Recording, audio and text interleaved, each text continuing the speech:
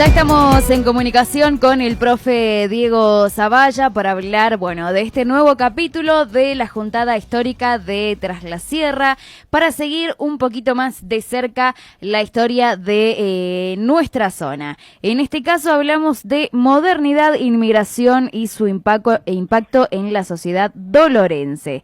Buenas tardes, Diego, ¿cómo estás? Hola, Malena, hola a toda tu audiencia. ¿Todo bien? ¿Todo bien? ¿Todo bien? Me alegro. Diego, tenemos un nuevo capítulo de la Juntada Histórica de Tras la Sierra. Antes de hablar un poquito sobre la temática, quería preguntarte, ¿cómo se vienen llevando con este trabajo fuera de la escuela, este trabajo por pura pasión y amor a la historia? Mira, la verdad, tanto a Carlos como a mí nos apasiona la historia, la historiografía y la docencia. Y la verdad que la semana pasada, tanto él en su escuela, trabaja en la escuela comercial, yo trabajo en la industrial, en el Brizuela, pero que colegas se te acerquen y te digan que les ha gustado, que lo están utilizando los videos para trabajar en sus aulas, en diferentes materias. Obviamente las materias son historia, ciudadanía y política, ciudadanía, es muy gratificante para uno, y aparte uno va descubriendo cosas, se nos va acercando gente. Yo la otra vez te había comentado que, gracias a vos, a un contacto de alguien que se comunicó con vos, estuve entrevistándome con una persona que hemos estado hablando porque vamos a hacer otros videos más adelante sobre los orígenes del peronismo en Villa Dolores, y te aportan información, te aportan hasta una foto, una mínima foto, y con una foto bien contextualizada hasta podés intentar hacer historia. O sea que es un aprendizaje permanente el que vamos teniendo con Carlos, obviamente, porque por más que seamos docentes, nunca terminamos de aprender. Y descubrimos cosas, descubrimos gente, descubrimos aspectos de nuestra ciudad que por ahí estaban olvidados, porque hay algunos espacios de tiempo de Villa Dolores que, más que nada por cuestiones políticas, no sé si han sido silenciados, pero hay poca información.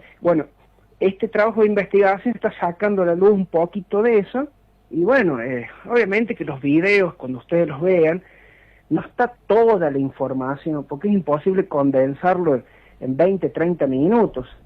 Y eso fue lo que nos pasó en esta ocasión, en este video nuevo, que tuvimos que hacer dos partes. La primera parte, la que subimos hace 3 o 4 días atrás en nuestro canal de YouTube, que es historia de Villa Dolores entre 1916 y 1930, pero es tanta la información que hay, y de paso también para no dormir a la gente con un video, dijimos, vamos a hacer un corte, y la semana que viene agregaremos la segunda parte, y la verdad que la repercusión, obviamente para lo que es la escena local y regional, es bastante satisfactoria. Incluso te encontrás con historiadores destacados de acá de la zona que te envían mensajes y te hacen sentir bien y te motivan. Y con respecto a este último video que hemos realizado, básicamente los dos grandes temas que tratamos son, por un lado, el tema de, la inauguración, por así decirlo, de el camino de las altas cumbres, que se empezó a proyectar en 1914 y se inaugura ya la primera etapa en 1918, y el impacto obviamente que genera en toda la región. Sumémosle el tema del ferrocarril, que lo habíamos hablado en videos anteriores. Es como que de a poco se fue rompiendo ese aislamiento que teníamos, obviamente por la presencia de las sierras con Córdoba capital. Y ahí comentamos cosas que, sin ir más lejos, alumnos míos por ahí se sorprenden cuando uno les comenta el tiempo que se tardaba para llegar a Córdoba antes y después de la construcción del camino de las sierras, de las altas cumbres. Y está bueno porque los chicos empiezan a dimensionar la importancia de esta obra, no sé si faraónica, pero realmente muy importante, y y bueno, y el rol que tuvieron políticos destacados para que eso se concretara. Eso está en este video. Y lo otro que está relacionado es la llegada de algo que te había comentado también en entrevistas anteriores que me habías realizado, que era la llegada de las grandes corrientes inmigratorias. ¿Por qué llegaron a nuestra zona, y particularmente a Villa Dolores? Bueno, por un lado, los italianos, los españoles y un poquito después también los sirios libaneses. Cómo se fueron, bueno, cómo se fueron quedando en la zona, qué actividades se dedicaban, la aparición de las primeras asociaciones, como por ejemplo la Asociación Italiana que surge acá en Villa Dolores el 26 de marzo de 1911, o la concreción también de la Sociedad Española el 11 de marzo también del año 1911, o cuando se crea la Sociedad Sirio-Libanesa el 17 de mayo de 1934. Y esto que estoy diciendo, con fecha y con números, que lo digo tan como al pasar, es fruto de esta investigación, porque no solamente aparecen en los libros, en los textos, sino que consultamos a gente de estas colectividades, hablamos con descendientes directos de gente de estos países que llegaron a nuestra zona, que todavía están vivos, que son muy viejitos, pero que está bueno escucharlo porque tienen mucho para aprender de ellos, ¿no es cierto? Y el impacto que tuvieron estas tres colectividades es impresionante, porque, a ver, por ejemplo, ustedes tengan en cuenta de que entre 1880 y 1916, al gobernar los conservadores, que se decía así el partido político, que era el PAM, que gobernaba a nivel nacional, bueno, industrializar una región no estaba en la cabeza de ellos, porque ellos implementaron el modelo agroexportador, que es el modelo económico. Por lo tanto, la industria no iba a florecer, por así decirlo, ni en Córdoba ni en ninguna parte de la República Argentina. A partir de 1916, cuando cambia la presidencia de la nación y llega Hipólito Yrigoyen, representante del radicalismo, gracias al voto, por primera vez el sufragio universal y secreto gracias a la ley Sáenz Peña, sancionada en 1912, eso lleva a que haya un cambio, un cierto cambio en la mentalidad de cómo generar un modelo económico que se asocie al modelo agroexportador, y ahí se empieza a industrializar. De a poco se empieza a industrializar el país, y aquí en la zona se va a intentar industrializarla. En ese sentido, el ferrocarril, el camino de las altas cumbres, permitió, ¿no es cierto?, el flujo de comercio, la llegada de estas corrientes inmigratorias, y estos inmigrantes que llegan tienen la particularidad que muchos se dedicaban a la construcción, por ejemplo. En esta época, no por casualidad, se empieza a modernizar la ciudad, de a poco, pero se empieza a modernizar. Si bien hacía años que se había inaugurado, obviamente, lo que sería la actual Basílica de Nuestra Señora de los Dolores, la construcción esta definitiva que nosotros vemos ahora se fue dando paulatinamente. Ahí trabajaron muchas de estas organizaciones de inmigrantes. Sin ir más lejos, en 1922, cuando se empieza a construir la Escuela Sagrado Corazón, la misma Escuela Normal, algo que va a venir después también, que es la construcción del Banco Nación. Son edificios que, para construirlos, se necesitaba gente que se dedicara a esto. Y era muy común que inmigrantes españoles e italianos, más que nada ellos, viajaran, fueran itinerantes y llegaran a una región y construyeran. Y después se afincaran. O sea, eran como, no es la palabra correcta, pero como si fueran pequeñas cooperativas de trabajo. O sea, un maestro mayor de obra con 4 o 5 paisanos que conocían de sus lugares de origen, que llegaban a un lugar, construían, y algunos se quedaban. Y doy el caso, por ejemplo, de, sería la madre de mi papá, es fruto de eso. ¿Por qué? Porque mi bisabuelo, en esta época, entre 1905 y 1930, se dedicó a construir, ¿no es cierto?, en diferentes regiones del interior de Córdoba. Y lo curioso, o gracioso muchas veces, él llegó a tener, no me acuerdo si eran 8 o 9 hijos, pero cada uno de los hijos, uno nacía, por ejemplo, en Río Tercero, otro nacía en Villa María, mi mi abuela nació en Villa del Rosario. Y entonces, bueno, ¿pero por qué? Porque el bisabuelo iba viajando, se iba trasladando. Y ese, Diego, ese es el ejemplo de la situación en realidad de varios, te digo. Sí, no, seguro. Pero yo lo cuento, obviamente, discúlpeme si soy medio acelerado, pero imagínate, mis clases son así. Es información a lo loco para hacerte pensar, para hacerte conmover o enojar también, porque por ahí capaz que no te gusta algo que digo, pero es para que pienses de que eso es el impacto, y que estos italianos, estos españoles y después los sirios libaneses, de los cuales yo también soy descendiente directo, llegaron aquí a la zona y le cambiaron la morfología prácticamente a Villa Dolores, generando problemas. Claro. Un problema, pero mira, un problema que puede resultar antipático, pero que hay que tener en cuenta que es una sociedad muy sencilla en las calles.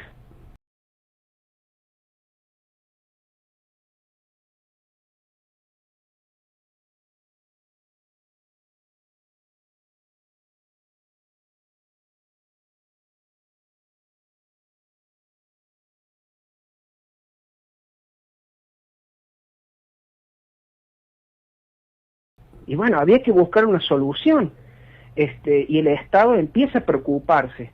La aparición de lustrabotas, yo lo nombro ahí en el video, porque si aparecen los lustrabotas en una ciudad como Villa Dolores, es la demostración de que la ciudad está floreciendo porque hay actividad económica, porque hay gente, ¿no es cierto?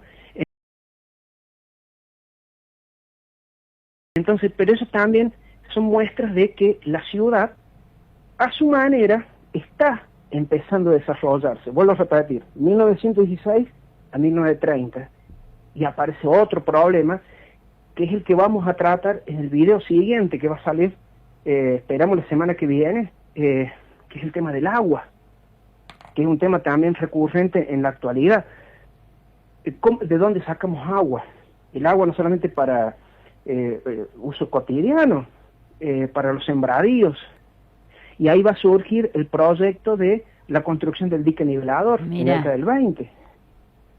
Y ahí eso te genera otro inconveniente político, porque hay gente que está a favor y hay gente que no.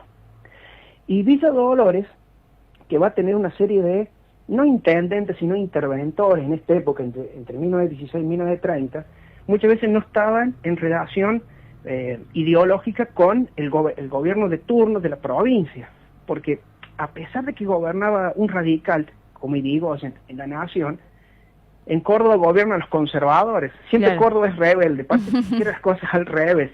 Y aquí en Villa Dolores, el partido radical, de a poco está empezando a aparecer. Los viejos conservadores, de a poco se están volviendo radicales. Incluso muchos muchos inmigrantes de la colectividad italiana, van a formar parte después de el partido radical. Y bueno, eso genera un problema también ideológico a la hora de concretar obras. Y digo el tema de el agua, porque hay que ver quién va a donar el terreno para que salga el dique, de dónde va a salir el dinero, cuánto se le va a cobrar a cada frentista, por así decirle, en impuestos, porque hay que pagar el impuesto. Y después viene otro problema, la generación de energía eléctrica. Porque en esa época los capitales ingleses, no solamente en Córdoba y aquí en Villa Dolores, sino en toda Argentina, eran los que tenían las concesiones de los que producían la energía eléctrica. Y los conservadores en Córdoba, y luego los radicales en la década del 30 con Amadeo Sabatini, se le van a plantar a los ingleses, porque estaban cobrando demasiado por algo tan básico y tan importante como es la energía eléctrica.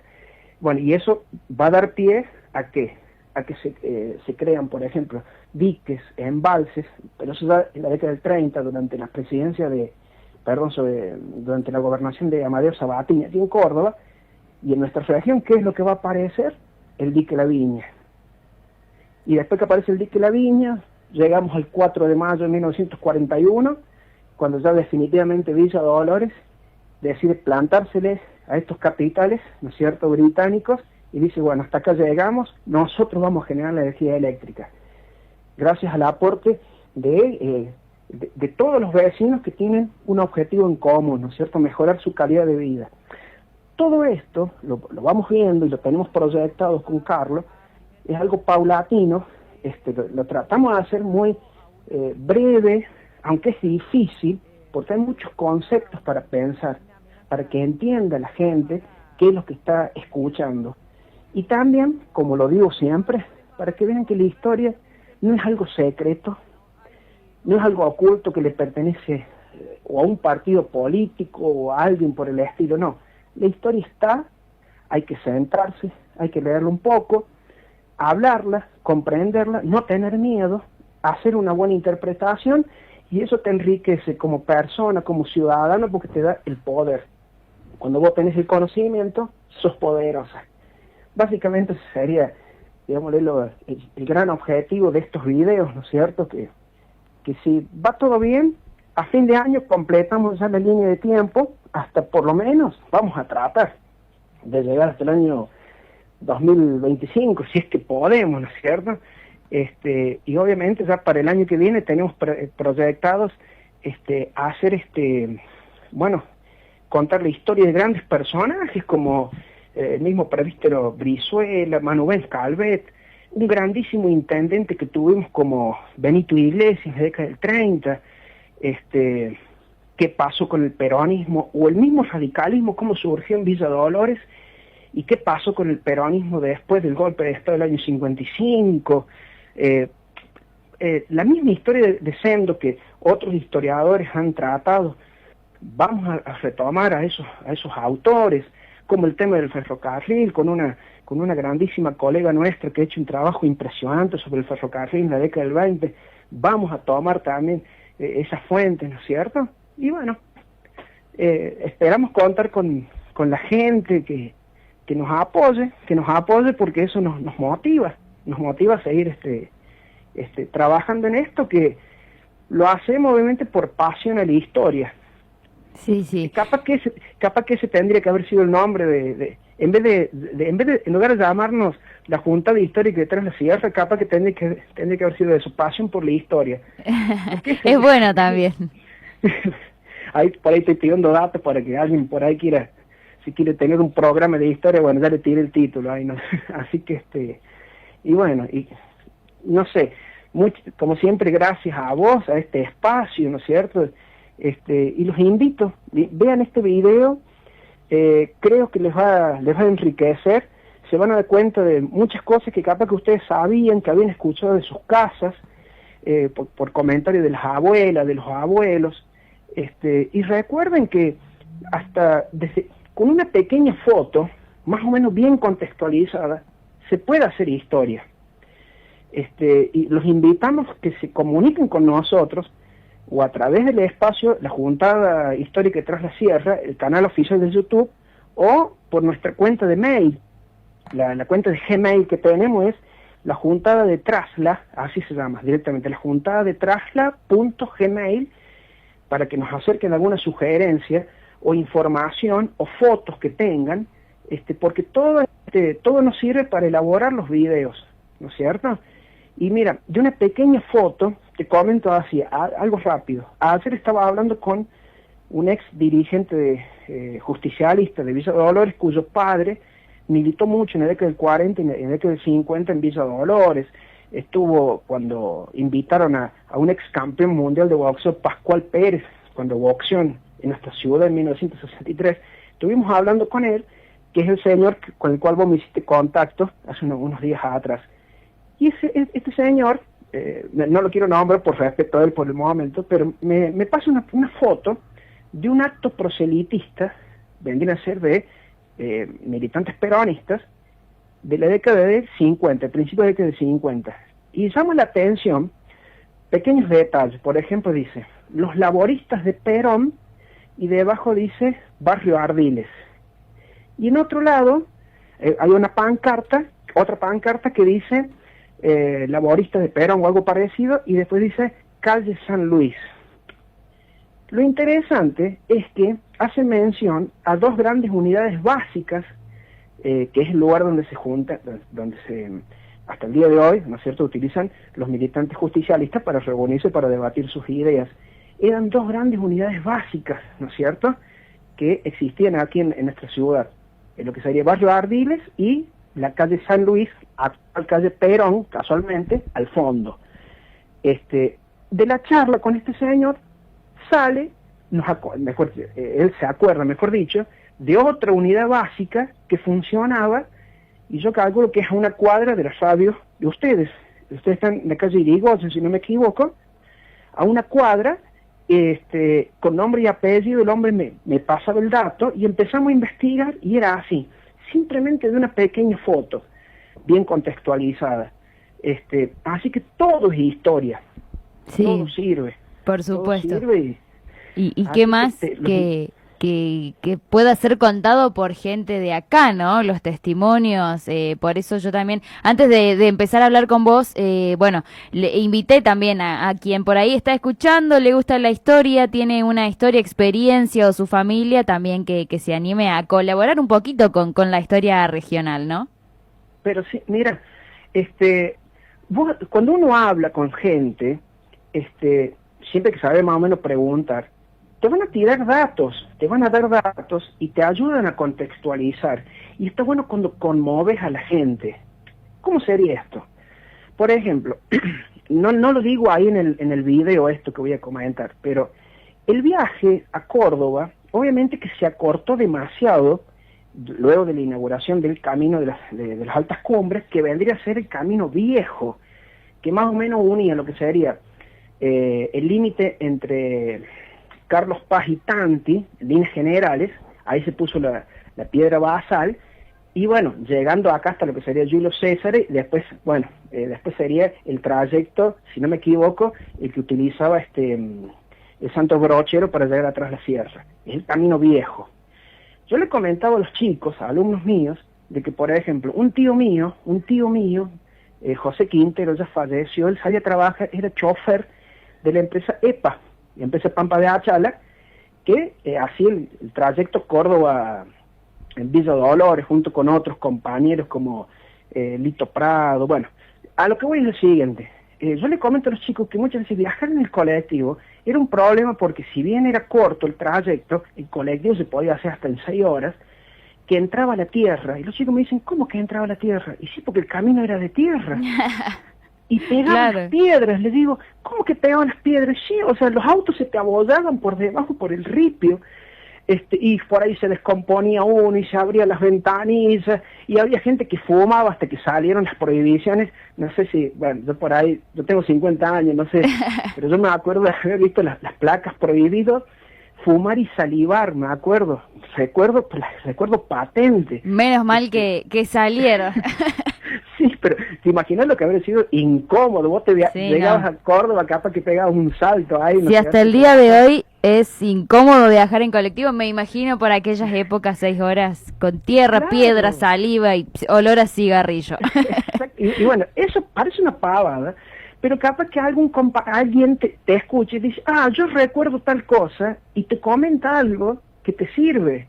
Sí, se acuerdan de que viajaron de urgencia porque se casaba un hermano, o viajaron de urgencia porque había fallecido alguien. Claro. O sea, y todo sirve, y todo es historia, y todo sirve porque somos una comunidad.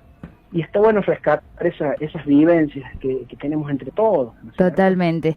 Diego, se nos ha acabado el tiempo, la verdad que es un gusto escucharte siempre, y todo el trabajo que vienen realizando. Seguiremos en contacto seguramente para todo lo que se viene, que es muy interesante. A mí me encanta conocer toda la historia de nuestra zona, así que muchísimas gracias, Diego. No, gracias a vos, a este espacio, y los invito. La Juntada Histórica de Tras la Sierra es el canal oficial de YouTube, ahí pueden acceder a los videos, y se pueden poner en contacto con nosotros. Muchísimas gracias, Malena, y a la radio, muchísimas gracias. El profesor Diego Zavalla hablando un poquito de este nuevo episodio de la Juntada Histórica de Tras la Sierra.